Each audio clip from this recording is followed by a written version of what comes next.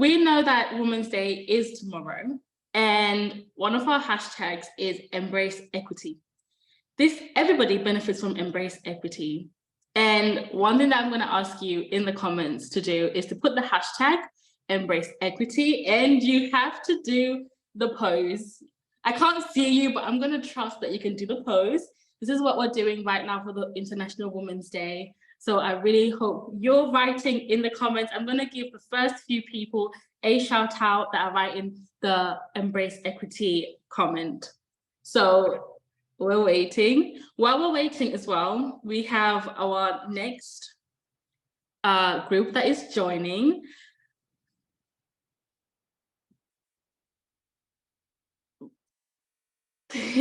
We're still getting comments to say thank you to Gülnaz. Yes, I was waiting for the Embrace Equity hashtag. Thank you so much. So Tracy, Chukwu, Ogse, Rusu, Micah, thank you. So now we're going to leave time for our next speakers from the Flex company, and they're going to be talking about leadership, this training for leadership, and it's going to be on StrongHER. So the stage is yours, ladies. Thank you so much. So we are happy to be part of today's session just because of it is one day ahead of the Global Women's Day. And according to that, we had the thought we should come up with a present. And our initial idea now is really to share with you and give you entrance and open a little bit the door to our own developed StrongHER program. So that is our gift for you today. But before we do that, let me quickly introduce Flex in advance. So Flex is a $26 billion company. We are around the globe, 160,000 employees. Our headquarters is based in the Silicon Valley. And especially in the automotive segment, we are focusing on products in the area of electrification and compute. My name is Melanie Schuttenberg. I'm Vice President Business Development, and I'm responsible for the entire automotive business in Europe. I'm based in Stuttgart, which is initially as well the design center where we are caring for all of our European customers in that regard. So, and the good thing is I'm not alone today. So today I have Judith and Daniela with me. And why don't you introduce yourself? Maybe Judith, you first, and then Daniela, you second. Thank you, Melanie. And thank you, everybody, for being here with us. My name is Judith Gaspar. I am Director of Talent Management for Europe and also supporting our segments of reliability and agility. I am based in Poland, but I am 100% Mexican. And this program, StrongHER, is one of my favorite programs. I am leading this together with my colleague Bogmila Falkowska, and I am so excited to talk to you about this. Thank you, Melanie. So hello together. I'm really looking forward for this StrongHER session with all of us together. My name is Daniela Behrens. I'm working as a business development manager in Melanie's team, based as well in our design center here in the Stuttgart area. And roughly 1 year ago, I had the chance to take over the local lead for our Women in Flex and Women in Tech initiative. Thank you both. So for all, Flex has developed over the last couple of years a holistic sustainability strategy. And part of that is that we focus on our people. And part of that is that we focus to increase the female leadership share. So today we are even at 22%.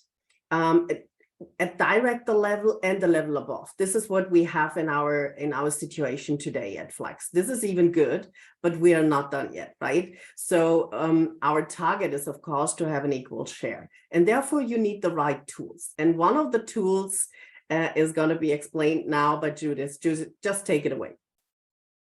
Thank you, Melanie. So yes, let me give you a little bit of context. Everything started when we review our numbers and our statistics regarding gender representation. And we did that for Europe and for all Flex. And we were shocked with what we saw. So it seems that there is a very specific moment when the gender gaps open. And this is when women need to transition from individual contributors to a leadership position, supervisor, coordinator, or first-time manager. something is happening there that we don't keep growing at the same pace as men. So we thought, if we want to achieve the goal that Melanie is saying, having equal share of representation, we need to look at what is happening at that moment. So the question is, what is in the way? We did a lot of focus groups, a lot of interviews to understand what was happening. First of all, I need to say that we know that this gender representation is a very complex situation. It's not that we need to fix women, because we are not broken. But we need to look at this in a very holistic way, in a systemic approach. We need to involve men and women. We need to think about our leadership conceptions. We need to change our policies. We need to change the way we work, right? So we were clear on that. And when doing these interviews, we also found out that there were internal barriers. Things that women feel and think can hold us back. And the interesting piece is that it was very difficult to talk about that. It was awkward. But women were saying, Judith, I am not ready. I'm not ready. What if I fail? What if people stop liking me because I am too bossy? What if my husband gets upset because I make more money than him? So we realized that there are some limiting beliefs, that there are some traditional stereotypes, that there is a lot of shame, that if we don't see it and manage it properly, it can be a stopper. So this is when we saw the gap, and this is where we put together the plan of StrongHER, with the intention to have these very real, very honest conversations about the things that matter to us, to me and to the different women who were saying, this is happening also to me, but I was not sure if I could say it out loud. We talk about hard things because we really believe that we can grow together. And as my colleague Bogusha is always saying, because people need people, we cannot grow by ourselves. So this is what StrongHER is about. Now, let me tell you how it looks like. So we have 5 modules, and this is the content. The first thing that we do is talk about playing big. And this is, we talk about the internal things that are so fundamental. Your self-talk, your mindset, this inner critic that it's telling you, no, don't do it, you're not ready. How we manage criticism, how we manage praise. Are we looking always to please others and get recognition? Then we talk about personal resilience. Such an important thing. How do we keep our energy up? How we bounce back when life gives us, when life shakes us up? And we talk about burnout, right? So we talk about the strategies. Then we spend 2 modules, module 3 and 4, about emotions. We found a very interesting research that is saying that there are 3 emotions: shame, anger, and envy. And if these 3 emotions, we don't manage them properly, can definitely be a stopper in our career. How do I express my anger? What do I do when I feel envy? Because we do feel it, everybody, unless we are dead. How do I manage shame? It paralyzes me, or what do I do with that? Very interesting. And then we move into leadership presence. Having leadership presence or the lack of leadership presence, it is the result of all the elements below. So it's not something that we can just have it like a magic. We need to do the hard internal work to be able to convey a strong presence. Okay? So the most important thing here is that we talk about the theory, but then we invite female leaders at Flex who were sharing, look, I'm struggling with this, it doesn't work for me, and what have I done? So we are really opening the discussion with people with experience who are kind enough to share with us. Okay, so let's start, and I want to make this interactive. So I hope I could see all of you, but I cannot, but I can see Melanie and Daniela. So I'm going to ask you, think about a person that you think that has leadership presence, and tell me, how do you recognize him or her? So if I speak for myself, there's definitely one situation I can remember from my former job. It was a former experience. And I assume you all know is that one person that walks into the room and instantly owns the room along with everyone in it. And this is an experience I had in my former job. So imagine our vice president was traveling from abroad to our office in Germany, and we, the whole team, was able to meet him. So all of us sitting in the big meeting room around this table, and just curious to meet him and waiting for him. And from the moment he really walked into the room, and even before saying hello or speaking at all, he was owning the room. He had such an incredible presence. I mean, it's still hard for me to describe, to find the right words for it, but there was this atmosphere that surrounded him. It was like he was radiating an aura of confidence, respectability. And after a while, he started to introduce himself. He was talking about what's going on within the company. And he was really answering our questions.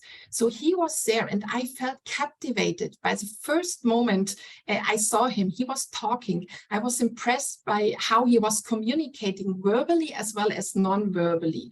So he shared his thinking, his opinion with confidence. And he also found the balance between talking and listening. So he was not taking the stage the whole time. He was really taking the time listening to each of our questions. And my personal impression was, you can trust this person. He knows what he's talking about. He is 100% confident in sharing his message. And this, for me, is definitely a situation which reveals leadership. Yes, thank you, Daniela. And you're touching upon different elements, right? The communication, this kind of aura, right? This confidence that was transmitting that it was impossible not to see him. Okay, we will go into those elements in a while. Thank you. Melanie, what about you? How do you recognize that? So when I think about leadership, I was part of a session, and there was a manager report out, right? And there you had to report out the results. And that manager, and in this case, it was even a female, didn't match the targets. So, and then even the entire leadership team was really picking on her.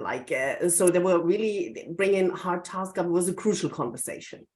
So, and what I just recognized is that manager really stood very calm. And she was not excusing herself about, oh, I didn't manage to because there was this and this and this. Not at all, not 1 second. The only thing she did is she underlined she is committed with what she has signed up as a target. And this is the next step that she's going to do to receive it. So that was for me really an eye-opener. So how to sound like a leader. And yeah, that's what I can share. Exactly. That's another thing is even in moments of pressure, stress, chaos, you can keep your ground. You can keep projecting this confidence and credibility. Okay, but you can see that leadership presence is a complex concept. So let me share with you these two definitions that we like, and I think it summarizes what we're trying to say. So leadership presence is the combination of elements that include being self-confident, poise, and authenticity. That will impact your ability to connect and to inspire others. And the second one, I love it, the ability to project authority while communicating with confidence and authenticity without arrogance. Sometimes we confuse things. That has nothing to do with coming up as arrogant and better than others, okay? So the question here is, leadership presence is only for leaders? What do you think, Melanie? No, absolutely not. To be honest, this is exactly what you described. Leadership is not like telling everyone, you do this, you do this. It's a complete different thing. So in the earlier start with that, the earlier people will recognize that you might be an option as a future leader. So start with that straight away. You do not need to be a manager or whatever. Exactly. This is a misunderstanding.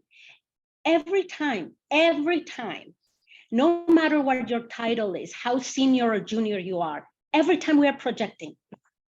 So even with an email, with a comment, how you show up in meetings, how you listen, how you make eye contact, you are signaling to the world if you have this leadership material, if you can handle the pressure, if you can handle conflicts, if you can look at people and understand their needs, okay? So we can all work on that and we can all learn that.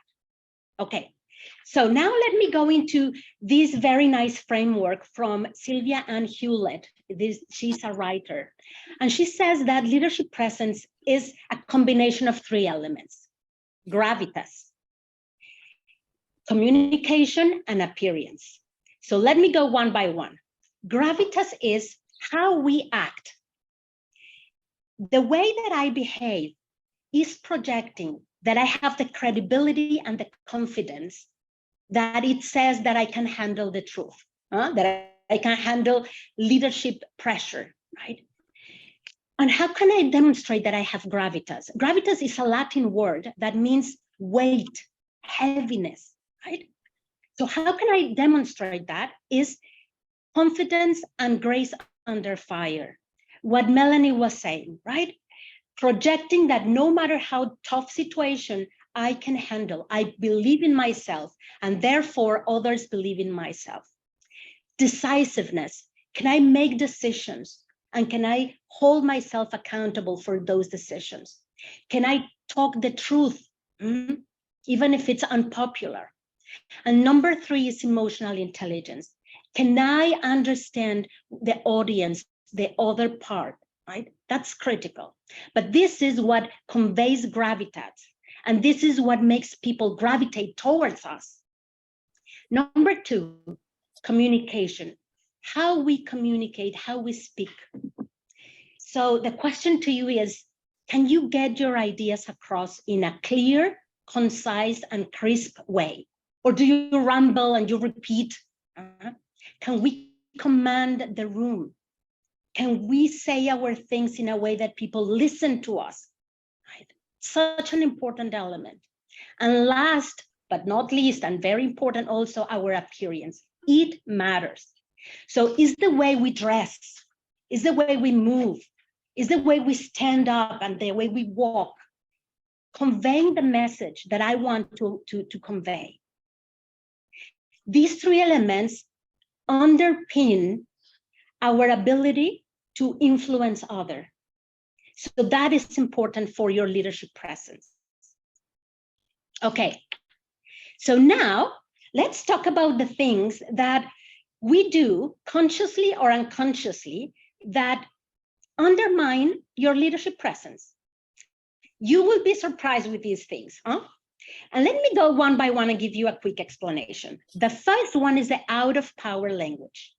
According to Judith Gaspar, another writer, she's saying that women, we tend to use 4 times more out of power language than men. We say things like, it's just my idea. Sorry to interrupt. Maybe I'm wrong. No, that is, those words soften our message. Number 2, over-explaining. Oh my God. Having leadership presence doesn't mean being formal and abundant, rather straightforward and precise. So the more you speak after you made your point, more you dilute your message, okay? So I don't know if you have any comment, any experience on that. I can share something here by reading that over-explaining. So when I was younger, and I'm in the sales department, there are situations where you go to a customer, right? And you have to have a negotiation. And they were sitting in front of me, And the thing is, so I put out my task, right? My request to the customer, and the customer doesn't say anything. So I thought maybe he didn't get it. So I repeated it again, and it was again nothing happening. So I felt I really got uncomfortable. So I was keep talking, because the problem was I couldn't stand attention. So I did not understand the psychology of how is that working, and that he is doing that by purpose to make me feel talking more. So finally, I left the meeting without any result. So that was my takeaway on over explaining and talking. Yeah. Yeah. You talk about that, the power of silence, the power of saying your point and stop, right? So powerful. It shows gravitas. So Melanie, is this still happening to you from time to time? I train hard on it. Okay. But you feel the tension always. You feel the tension, but I learned to. Yeah, you learn to. Fantastic. Yeah. Okay. Diminishing own achievements. Oh, Jesus. This is when somebody tells us, oh, that was a great presentation. Oh, well, I forgot to say this. Or great project. Oh, no, it was my team. So that is also an element that doesn't help us with our leadership presence. Daniela, do you have any comment on this? Oh, yes, you're absolutely right. And I'm finding myself often in the situation that you're downplaying your own achievements, which is common to a lot of women. So, you know, I'm a team player at every cost. I always value the team. I want to make sure I please the team. And that's when I'm often finding myself saying, oh, the team did a great job, or it's part of my job, not worth to mention. So let's assume and imagine you're in a business meeting and one of your colleagues compliments your contributions to a successful project in front of 20 people, including your manager, and you're just shrugging your shoulders and saying, I just helped a little bit. It was no big deal for me. So what is happening? You're devaluing yourself. So you're giving credits away to someone else. So I realized for myself, it's hard training, but I'm getting better. I'm valuing my achievements. I'm as well being thankful if someone says, great job, well done. And I'm accepting it instead of turning it down. And I think this is really important because this boosts your self-confidence, and self-confidence is needed for leadership presence. Perfectly said, right? It's yes, I worked hard and I deserve this recognition. There's nothing wrong with that. Great learning. Thank you. Okay, let's go into the next ones. Hiding opinion behind questions. When we want to say something and we know that it might be controversial or that maybe people do not agree, women turn to questions rather than stating your point. We want to avoid conflict. We want to avoid visibility, and therefore we are saying a question instead of saying what you think. Be careful with that. There is a downside of that. Drawing attention to mistakes. You are presenting, there is a typo. Oh my God, there is a typo. I'm sorry about the typo. I didn't mean about the typo. People is not even looking at the typo and we are focusing on the typo. No. That doesn't help. Over apologizing. Things like, sorry to interrupt, sorry to bother, sorry I have a question. Why sorry? We are entitled to have questions, comments, and ideas and disagree. So this is not helping our presence. Rushing our moment in the spotlight. When we rush with our words, with our movements, with our body, we are signaling to the person, I am not that important for your time, for your attention. So people with leadership presence take the time, make pauses, right? It's not like blah, blah, blah, blah. So how it's important to recognize why I rush and when I rush, okay? Playing nice instead of playing real. You are giving a feedback, but we are sugarcoating it. Oh, it was great. It was just this little detail. That doesn't give you the power to your words. We can be clear, kind, but real. Lightness when gravitas is needed. This is so important. There are moments when we don't need to smile all the time. We don't need to nod all the time. We don't need to make shallow conversations or jokes. There are moments when it is okay to be serious, right? So when we are nervous, we tend to do these things. And finally, the micro quirks. You know, I used to have that. Hair this way, playing with something, moving, fidgeting. It's important to keep yourself grounded. It shows I'm ready for what's coming, okay? So these are some of the undermining habits. Now let's make it practical again. So let's talk about the words and the choices that we have whenever we speak. When we are speaking, let's make sure that our words are elevating our stature, not undercut it. So I will show you phrases and we will see what would be an alternative, okay? A better alternative. So the first one, what about this one? May I take just a little bit of your time? What would be an option to say? We need to have a brief conversation for the next 10 minutes. Exactly. Or I need your attention for the next 20 minutes, right? Very precise, very assertive. Number two. Judith, we have to speed up a little bit to be sure to have question and answer time left. Thank you, good. So I'm gonna say the alternatives, okay, to make it fast. What if we say, I guess I would suggest. No. We can say, I advise, I expect, straightforward. I don't know how to do this. We can say, I'm learning how to do this. Does everyone feel good about this direction? This is a question that we ask instead of giving our point of view. We are hiding our opinion behind this question. Be careful. You can say, I think this is not the right approach. What do you think? But you say what you want to say. Sorry, but I have a question. I already said no sorries. I have a question. Or sorry, one more thing. I want to discuss something before we move forward. Okay, so this is just a little bit of the phrases that we can change in the way we talk to be more powerful. Okay, let's move to questions. Thank you, Judith, for having that presentation. Now I think everyone can understand why there is already a good share of female leaders at Flex. Judith, do you see already a question that you would like to answer? Yes. How do you overcome a room full of strong personalities, not allowing your voice to be heard, even though you have a strong leadership skills? Okay, that it's a difficult one. But if I understand well, is you have tried to say something and people just don't listen to you. So I've been in those moments and I don't give up. What I do is I stand up and I say, I have a question and we haven't discussed that yet. That is something you can do. Your presence, you standing up and looking into the eyes, that helps.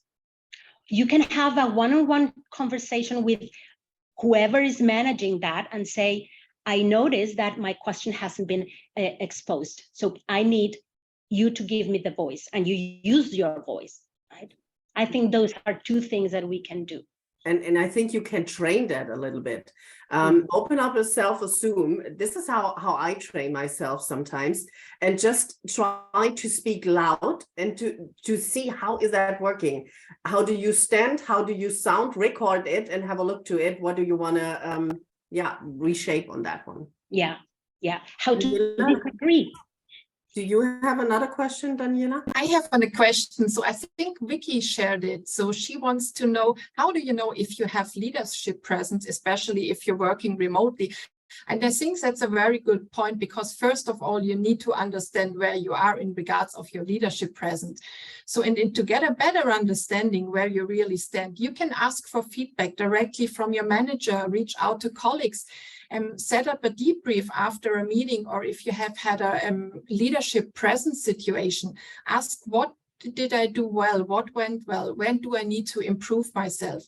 Another option would be that companies are using 360-degree evaluation. It means they are collecting feedback from multiple colleagues who have experienced you in different situations. Or most of the companies have semi-annual or annual performance reviews. Use this chance, talk to your manager, have a look at how you develop from compared to the last year, and also define a development plan. And this is how you can get external feedback. But I also think it's very important that you're aware of yourself, where you are. Ask yourself questions, answer them honestly. How do I act in meetings? How do I act in critical situations? Am I prepared? Am I losing my patience? Or do one of my colleagues, do they reach out to me? Do they ask for my advice? Do they want my opinion? Or they are just ignoring me in a meeting? And that's all different ways where you can get feedback from yourself as well from your others. Thank you, Daniela. I have another one here from Anaga.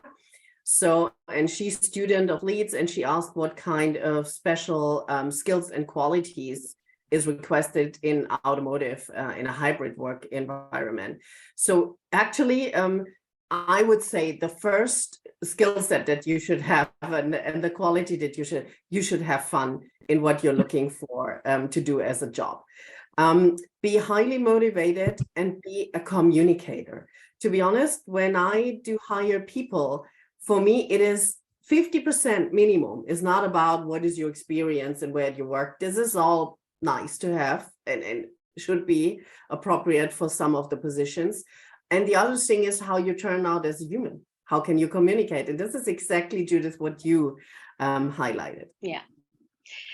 Actually, we are over from a time.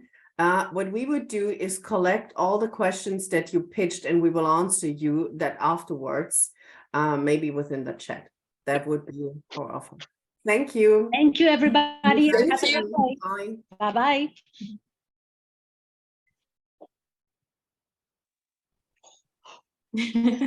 Thank you so much to our lovely ladies from the Flex. Sorry, guys, I couldn't speak. Thank you so much to our lovely ladies from the Flex team. Honestly, it was very inspiring, and the leadership training, you know, I realized something while I was watching, that I diminished my own achievements. And as one of the speakers was speaking, I was like, okay, I do this. So I really enjoyed reading the comments and seeing what other people were learning as well. So